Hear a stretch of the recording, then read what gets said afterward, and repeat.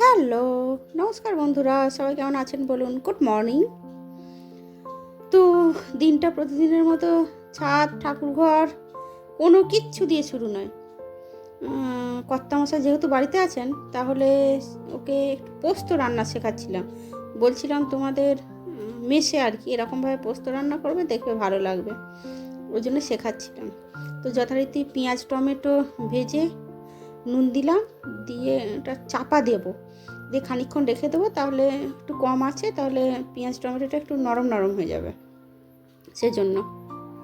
তো চলুন ভাজা হোক, আর এদিকে হাঁড়িটাকে একটু সাইডে সরিয়ে রাখি, দিয়ে দুধ চাপাবো। এই না, দুধ নয়, সেদিনকে যতদূর সম্ভব আলু ভাতে করেছিলাম, আর ডাল, আলু ভাতে, আলু পোস্ত, আরও এটা সেটা রান্না করেছিলাম, কারণ কর্তামশাই তাহলে একটু বেশি করে রান্না করতে হয়। আর একটা কী যেন করেছিলাম, ডিমের শাকের চচ্চড়ি করেছিলাম। আশা করি ডিমের শাক আপনারা চেনেন। তো ডিমা শাক বা কিমা শাক, না কি ডিমা শাক, যাও কিছু বলে মেবি, ওই শাকের চচ্চড়ি করেছিলাম আর কি, তেঁতো শাক মেনলি। তো চলুন এদিকে সব ব্যবস্থা হোক, কথা হচ্ছে আস্তে আস্তে, চলুন ধীরে ধীরে এগোই। দেখুন আপনাদের সাথে গল্প করতে করতে আমার পেঁয়াজ টমেটো ভাজা হয়ে গেল, তবে আমি ভাজিনি। এই যে এবার বাবু এসেছেন, কি হবে না, পোস্ত রান্না উনি শিখবেন নয়, আমি শেখাচ্ছিলাম ওকে, যাতে একটু ভালো করে গিয়ে ওখানে করতে পারে মোটামুটি। তো সেই যতদূর সম্ভব আলু পোস্ত হয়েছিল। কি দিয়ে, আলুর সাথে আমি শুধু সাধারণত পোস্ত করি না, আমার মা এক ধরনের আলু পোস্ত করে, দারুণ খেতে হয় সেটা, একদিন আপনাদের সামনে শেয়ার করবো, দাঁড়ান।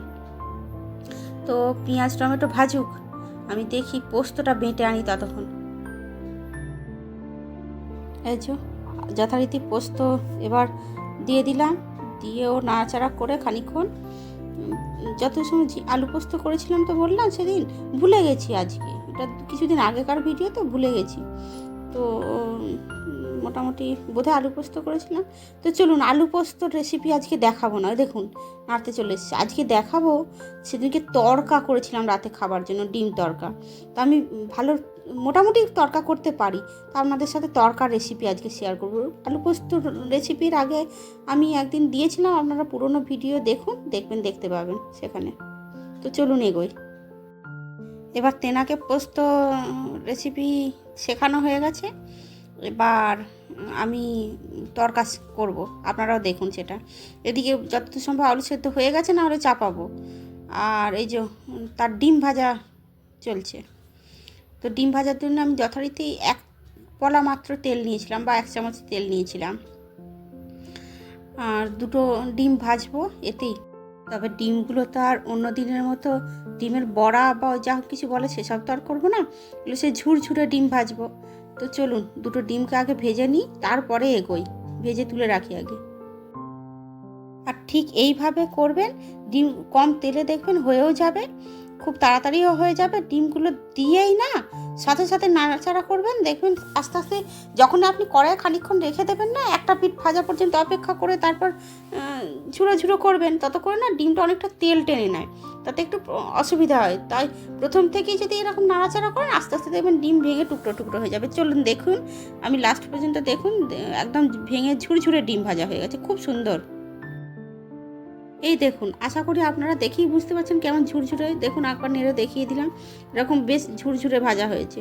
এবার নামিয়ে নেবো ডিম ভাজাটাকে, দিয়ে আবার কড়াইয়ে তেল দিয়ে ফিরে আসছি, চলুন।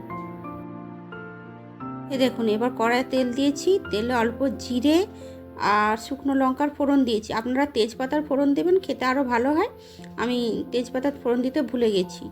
আর যথারীতি পেঁয়াজ আর টমেটোটা আগে দেবো, কারণ কালারটা বেশ ভালো ধরে, তাই টমেটোটা আগে দেবো, দিয়ে খানিকক্ষণ ভেজে নিয়ে বা টমেটোটা একটু গলে গেলে তারপরে পেঁয়াজটা দেবো।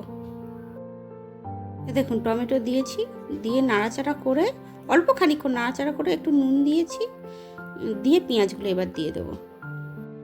এবার পেঁয়াজটা দিয়ে খানিকক্ষণ আবার নাড়াচাড়া করব, পেঁয়াজটা যাতে ভাজতে সুবিধা, একটু অল্প ভাজবো, নাড়াচাড়া করব, দিয়ে চাপা দিয়ে রেখে দেবো, তাহলে পেঁয়াজটা একটু সফট হয়ে যাবে বা নরম হয়ে যাবে, তাহলে রান্নাটাতেও সুবিধা হয় অনেকটা।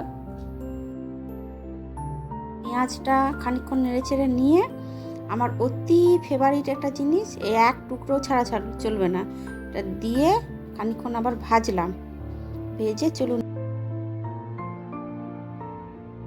পেঁয়াজটা ভাজা ভাজা হয়ে গেলে তখন বা নরম হয়ে গেলে একটু দিয়ে ভাজা ভাজা হয়ে গেলে দিয়ে একটু রসুন বাটা দেবেন।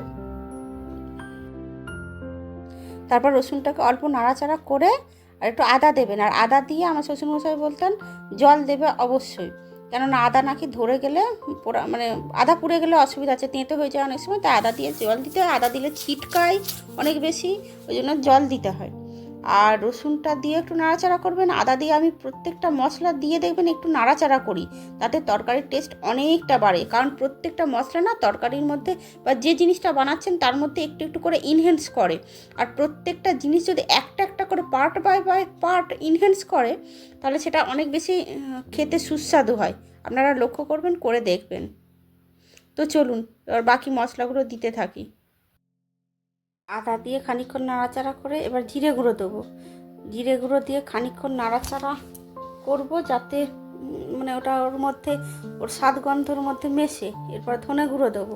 ধনে গুঁড়ো দিয়েও খানিকক্ষণ আর কি মশলার সাথে মিক্সিং করব। তার মাঝে যদি মনে করুন আপনাদের মনে হয় যে মশলাটা খুব ড্রাই হয়ে গেছে, তাহলে অল্প জল দেবেন, তাতে দেখবেন মশলাটা ঠিক পজিশনে চলে আসবে। কেন বলুন তো? এই জল দেওয়ার কারণ আমি তো তেল খুব কম দিই, তাই আমাকে জল দিয়ে মোটামুটি আমি জলে রান্না করি আর কি, তেলে তো রান্না করি না। আপনারা যদি তেল বেশি দেন তাহলে আশা করি জলটা লাগবে না, কারণ আমি তেলটা খুব কম দিয়েছি। আপনারা দেখেছেন কতটুকু তেল দিয়েছি। 1 টেবিল চামচ তেলে 1 কড়াই মানে রান্না হচ্ছে, তাহলে কি করে হবে বলুন না। আর এরপরে দিলাম ওটা একটু নেড়ে চেড়ে তড়কা মশলা দিয়েছিলাম। আপনি যতই বাড়িতে যেভাবে খুশি আপনি রান্না করবেন, আপনি দেখবেন বাজার থেকে কিনে আনা মশলার তো আলাদা স্বাদ। তো যে কারণে আর আমি তো যেহেতু মশলার মানে কি বলবো বলুন তো, আমি বাড়িতে অনেক মশলা বানালেও এইসব মশলাগুলো বানানোর রেসিপিও হয়তো জানি বা খুঁজলেও খুঁজে পাবো, কিন্তু আমি অত খুঁজিনি, অত ইন্টারেস্ট নেই। রান্না করি ব্যাস করি। কিছু জিনিস কিছু বাজারে সবই যদি বাড়িতে বানিয়ে নিলাম, বাজারেও তো কিছু বিক্রি হতে হবে। তো চলুন এবার ঝপাঝপ কন্টিনিউ এবার মশলা দেবার পালা। তো তড়কা মশলা দেওয়া হলো, দিয়ে খানিকক্ষণ নাড়াচাড়া করলাম, দিয়ে কাশ্মীরি লঙ্কার গুঁড়ো দিয়েছিলাম মোটামুটি। তারপরে এই চিনি দিয়ে তারপরে মশলাটাকে খানিকক্ষণ কষিয়ে আগে থেকে সেদ্ধ করে রেখেছিলাম, ওটা দেখানো হয়নি, তড়কাটাকে আগে সেদ্ধ করে রেখেছিলাম, তড়কাটা ঢেলে দিলাম। এরপরে বাকি যদি কোনো মশলা দেওয়ার থাকে তো এরপরে দেবো। তো চলুন, সব মশলা দেওয়ার পরে আমার মনে হয়েছিল বা মনে পড়েছিল, হয়েছিল না, মনে পড়েছিল যে আমি তো হলুদ গুঁড়োই দিইনি। দিয়ে আবার হলুদ গুঁড়ো খানিকটা দিলাম, মানে দিতেই হবে তো, ওটা দিলাম। তারপরে মনে পড়লো, তারপরে দিলাম।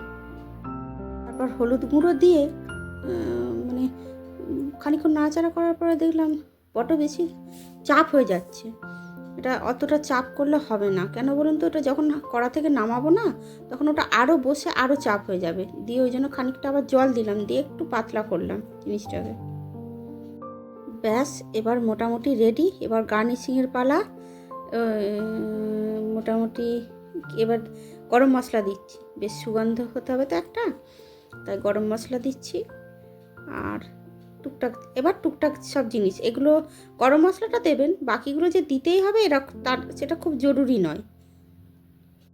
দিয়ে যথারীতি তরকার সেন্ট ছেড়ে গেছে ওপরে আর কি, দিয়ে উনি ওপর থেকে চলে এলেন, মানে খানিকটা নাড়াচাড়া হলো, দিয়ে বলবেন যে আমি করেছি এত সুন্দর তরকা, আর মানে খানিকটা সুনাম নিতে আসবেন এই খুন্তি নেড়ে, আর একটু টেস্ট করবেন আর কি।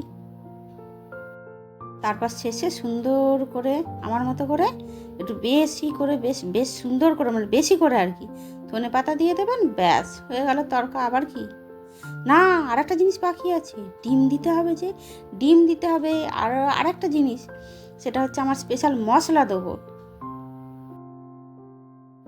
এই সেই আমার মানে পুরো পুরো এই যে রান্নাটা হলো সেটার পুরো পুরো টেস্ট ঘুরিয়ে দেওয়ার একটা আর কি, মানে মাথা ঘোরানো একটা মশলা আর কি যাকে বলে। তো এটা দিলাম, এটা লাস্ট ফিনিশিং একদম। এটা দিয়ে আর কিচ্ছু দেবো না, আর শুধু ডিম দেবো, আর কিচ্ছু দেবো না।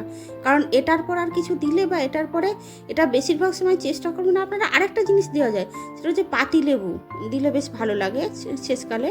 তো আমি সেদিন পাতিলেবু ছিল না তাই দিইনি। তো আপনারা চাইলে বা পারলে দেবেন। আরেকটা জিনিসও দিতে পারেন, কসুরি মেথিও দিতে পারেন। আমি কসুরি মেথি দেওয়াটা তরকাটি ঠিক পছন্দ করি না, তাই আমি দিইনি। আপনারা চাইলে দিতে পারেন। আর এই সেই মানে ডিম যেগুলো আগে ভেজে রেখেছিলাম, তার মাঝে আমি 2-4 পিস খেয়েছিলাম অবশ্য, কিছু মনে করবেন না। আপনারাও ইচ্ছা হলে 2-4 পিস মাঝখানে খাবেন, কেন খাবেন না। খানিকটা দিলাম, মানে খানিকটা বলতে বেশিরভাগটা দিয়ে দিয়েছিলাম। দুটি কটা আমার জন্য রেখে দিয়েছিলাম। না হবে না, পুরোটাই দিয়ে দিতে হবে। ওই যে পুরোটাই দিয়ে দিলাম একদম। তো চলুন এবার তরকারি নামিয়ে নেওয়ার পালা, সব কমপ্লিট। তো চলুন আমার তরকারি নামিয়ে খেয়ে জানাবো কেমন হয়েছিল।